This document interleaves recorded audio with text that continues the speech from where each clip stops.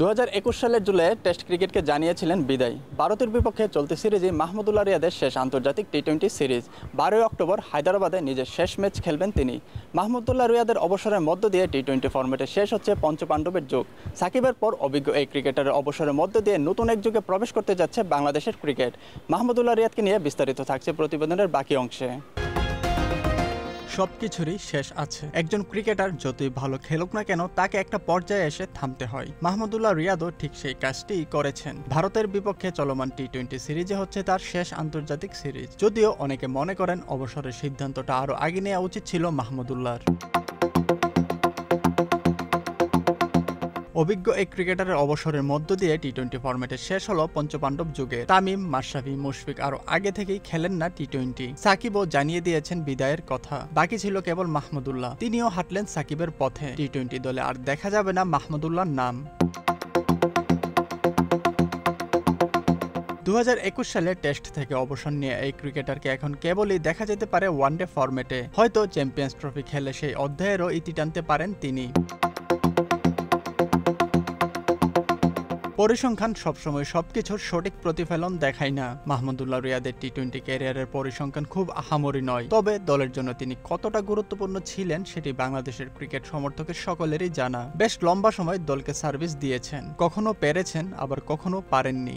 তবে পরিশ্রম আর চেষ্টার কমতি কখনোই রাখেননি। টি-20তে মাহমুদুল্লাহ রিয়াদের অভিষেক ঘটে 2007 সালের 1 সেপ্টেম্বর কেনিয়ার বিপক্ষে। নিজের অভিষেকটা রাঙ্গাতে পারেননি তিনি। সেই ম্যাচে 2 রান করেই ফেরেন প্যাভিলিয়নে। নাজিমউদ্দিন আশরাফুলের ব্যাটিং ঝলকে অবশ্য জয় নিয়ে মাঠ ছেড়েছিল বাংলাদেশ। আন্তর্জাতিক টি-20তে প্রথম 50-র জন্য মাহমুদুল্লাহকে অপেক্ষা করতে হয়েছে 5 বছর। 2012 সালের 10 ডিসেম্বর মিরপুরে ওয়েস্ট ইন্ডিজের বিপক্ষে অপরাজিত 64 রানের ইনিংস খেলেন তিনি। তবে মাহমুদুল্লাহ যদি ব্যাটিং অর্ডারে আরও উপরের দিকে ব্যাট করত, তাহলে হয়তো প্রথম 50-র জন্য তাকে এত লম্বা সময় অপেক্ষা করতে হতো না। এখন পর্যন্ত বাংলাদেশের জার্সিতে মাহমুদুল্লাহ 139 ম্যাচ খেলেছেন, যেখানে 128 ইনিংসে তার রান 2395। স্ট্রাইক রেটও খুব বেশি নয়, মাত্র 117।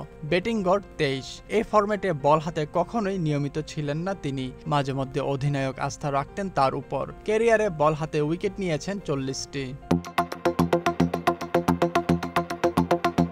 বাংলাদেশের ক্রিকেট ইতিহাসে মাহমুদুল্লাহর নাম স্মরণীয় হয়ে থাকবে সবসময়। 2011 ওয়ানডে বিশ্বকাপে ইংল্যান্ড বদের নায়ক তিনি। 2023 বিশ্বকাপেও ব্যাট হাতে দুর্দান্ত সব ইনিংস খেলে সমালোচকদের করিয়েছেন চুপ। চাপের মুখে দলকে যে কতবার উদ্ধার করেছেন তা হয়তো মাহমুদুল্লাহরও অজানা। দেশের ক্রিকেটে ব্যাটে বলে দীর্ঘ সময় অবদান রাখে এই অভিজ্ঞ ক্রিকেটার মিস করবে 22 গজকে।